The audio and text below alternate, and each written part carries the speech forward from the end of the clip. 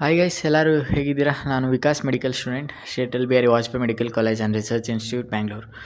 Friends, result ಏನೋ ಬಿಟ್ಟರು ನೀಟ್ದು. ಇವಾಗ ಚಾಯ್ಸ್ ಎಂಟ್ರಿ ಯಾವಾಗ ಮಾಡೋದು ಅಂತ ನಿಮಗೆ ಡೌಟು ಕಾಡ್ತಿದೆ ಅಂತ ಗೊತ್ತು. ಏಕೆಂದರೆ ಫಸ್ಟು ಕಾಲೇಜ್ಗೆ ಹೋಗಿ ಜಾಯ್ನ್ ಆಗೋಣ ಅಂತ ನಿಮ್ಮ ತಲೆಯಲ್ಲಿದೆ ಅಂತ ಗೊತ್ತಿದೆ. ಯಾಕೆಂದರೆ ನಾವು ಅದೇ ಫೇಸಿಂದ ಬಂದಿರೋರಾಗಿರೋದ್ರಿಂದ I know it. But choice entry ಏನಕ್ಕೆ ಲೇಟ್ ಮಾಡ್ತಿದ್ದಾರೆ ರಿಸಲ್ಟ್ ಬಿಟ್ಟು? ಮತ್ತು KEದು ಕೌನ್ಸಿಲಿಂಗು MCC ಕೌನ್ಸಿಲಿಂಗಿಂತನೂ ಮುಂಚೆನೇ ಮಾಡ್ತಿದ್ದಾರಲ್ಲ, ಏನಕ್ಕೆ ಅಂತ ನೀವು ಕೇಳ್ಬೋದು. ಆ್ಯಕ್ಚುಲಾಗಿ ಹೇಳ್ಬೇಕಂದ್ರೆ KE ಕೌನ್ಸಿಲಿಂಗು MCC ಕೌನ್ಸಿಲಿಂಗಿಂತ ಮುಂಚೆ ಆಗ್ತಾ ಇಲ್ಲ. ಯಾವಾಗ್ಲೂ MCC ಕೌನ್ಸಿಲಿಂಗೇ ಮುಂಚೆ ಆಗಬೇಕು, ಆಮೇಲಿಂದನೇ KE ಕೌನ್ಸಿಲಿಂಗ್ ಆಗುವಂಥದ್ದು. ಈಗ ರಿಸಲ್ಟ್ ಬಿಟ್ಟಿದ್ದಾರೆ ಅಂದ ತಕ್ಷಣ ನಿಮ್ಮದು ಕೌನ್ಸಿಲಿಂಗ್ ಫುಲ್ ಮುಗ್ದೋಗಿಲ್ಲ ತಾನೇ? ಕಾಲೇಜ್ಗೆ ಹೋಗಿ ಅಡ್ಮಿಷನ್ ಏನು ಮಾಡ್ತಿಲ್ಲ ತಾನೇ? ಅಂದರೆ ಇನ್ನೂ ಕೌನ್ಸಿಲಿಂಗ್ ಮುಗ್ದಿಲ್ಲ ಅಂತ KEದು. ಅಂದರೆ ಫಸ್ಟು ಈಗ ರಿಸಲ್ಟು ಬಿಡದೇ ಇರಲಿ, MCC ಕೌನ್ಸಿಲಿಂಗ್ ರಿಸಲ್ಟ್ ಬಿಟ್ಟ ಮೇಲೇ ಅವರು ನಿಮಗೆ ಆಪ್ಷನ್ ಕೊಡೋಂಥದ್ದು. MCCಗೆ ಹೋಗೋರು MCCಗೆ ಹೋಗಲಿ, KEಗೆ ಬರೋರು KEಗೆ ಹೋಗಲಿ ಅಂತ.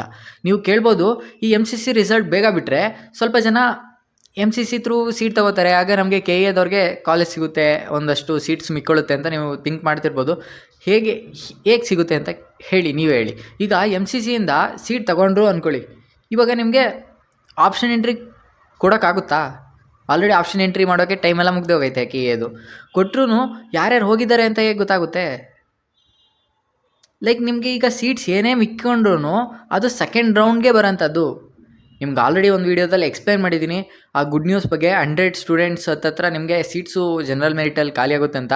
ಅದು ವೀಡಿಯೋ ನೋಡಿಲ್ಲ ಅಂದರೆ ಒಂದ್ಸರಿ ವೀಡಿಯೋ ನೋಡಿ, ಅದರಿಂದ ನಿಮಗೆ ತುಂಬ ಮೋಟಿವೇಶನ್ ಸಿಗುತ್ತೆ ಸೆಕೆಂಡ್ ರೌಂಡ್ ಪಾರ್ಟಿಸಿಪೇಟ್ ಮಾಡೋಕ್ಕೆ. ಮತ್ತು ಫಸ್ಟ್ ರೌಂಡಲ್ಲಿ ನಿಮಗೆ ಸ್ಯಾಟಿಸ್ಫ್ಯಾಕ್ಟ್ರಿ ಒಂದು ಸ್ವಲ್ಪ ಚಿಕ್ಕ ಅಮೌಂಟಲ್ಲೂ ಇಲ್ಲ ಅಂದರೆ ಕಾಲೇಜೆಲ್ಲ ಚೆನ್ನಾಗೈತೆ, ಬಟ್ ಒಂದು ಸ್ವಲ್ಪ ನನಗೆ ಏನೋ ಇನ್ನೊಂದು ಸ್ವಲ್ಪ ಬೇಕಾಗಿತ್ತು ಚೆನ್ನಾಗಿರೋ ಕಾಲೇಜ್ ಅಂತ ಅನಿಸ್ತು ಅಂದರೆ ಪ್ಲೀಸ್ ಸೆಕೆಂಡ್ ರೌಂಡ್ ಪಾರ್ಟಿಸಿಪೇಟ್ ಮಾಡಿ. ಮತ್ತು ಮೇಯ್ನ್ ಚೇಂಜಸ್ ಈ ವರ್ಷ ಮಾಡಿರೋದೇನು ಅಂತ ಕೇಳೋದಾದರೆ, ಆ ಕಾಲೇಜ್ ಫೀಸ್ ಪೇ ಮಾಡೋವಂಥದ್ದು. Okay, medical students even after getting medical college they should pay fees.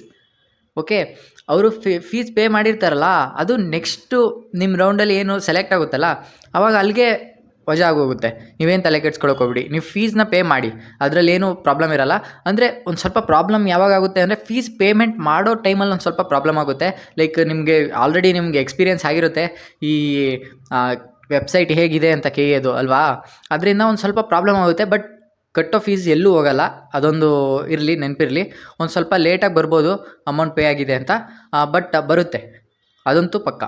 Okay, ತುಂಬ ಅರ್ಜೆನ್ಸಿ ಏನಿಲ್ಲ, ಒಂದು ಸ್ವಲ್ಪ ಕೂಲಾಗಿ ಎಷ್ಟಾಗುತ್ತೆ ಅಷ್ಟು ಎಂಜಾಯ್ ಮಾಡಿ ಈಗಲೇ.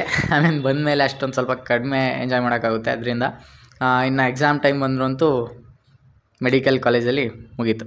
ಅದಕ್ಕೆ ಎಷ್ಟಾಗುತ್ತೆ ಅಷ್ಟು ಎಂಜಾಯ್ ಮಾಡಿಕೊಂಡು ಕೂಲಾಗಿ ಅಲ್ಲೇ ಇರಿ, ಬರೋರಂತೆ. ಕಾಲೇಜ್ ಯಾವಾಗ ಸ್ಟಾರ್ಟ್ ಆಗುತ್ತೆ ಅಂತ ತುಂಬ ಜನ ಕೇಳ್ತಿದ್ರ.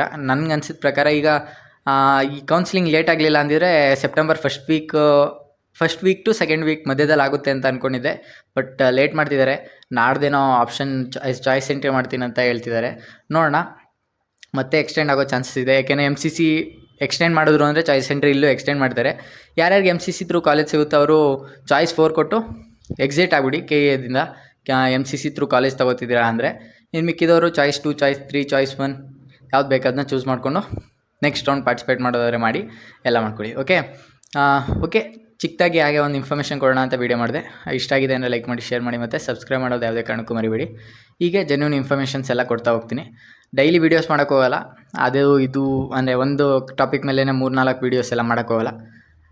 ಹೈಲಿ ಯೂಸ್ಫುಲ್ ಕಂಟೆಂಟ್ಗಳು ಅಷ್ಟೇ ಕೊಡೋದು. ಓಕೆ, ಯಾಕೆಂದರೆ ನಾನು ಸ್ಟೂಡೆಂಟ್ ಆಗಿರೋದ್ರಿಂದ ನಾನು ಎಕ್ಸಾಮ್ಸ್ ಎಲ್ಲ ಇದೆ, ಅದೆಲ್ಲ ಪ್ರಿಪೇರ್ ಮಾಡಬೇಕಾಗುತ್ತೆ. ಮತ್ತು ಯೂಸ್ಲೆಸ್ ಆಗಿ ಒಂದೇ ಟಾಪಿಕ್ ಮೇಲೆ 3-4 ವೀಡಿಯೋಸ್ ಮಾಡೋದು, ಆ ರೀತಿ ಮಾಡೋರನ್ನ ಜಾಸ್ತಿ ಫಾಲೋ ಮಾಡೋಕ್ಕೆ ಹೋಗ್ಬಿಡಿ. ಕಂಟೆಂಟ್ಫುಲ್ ಇರೋಂಥವ್ರನ್ನ ಫಾಲೋ ಮಾಡಿ. Like RH chemistry, maths techie, ಮತ್ತು ತುಂಬ ಜನ ಇದ್ದಾರೆ ಯೂಟ್ಯೂಬರ್ಸು, ಅಂಥವ್ರನ್ನ ಫಾಲೋ ಮಾಡಿ.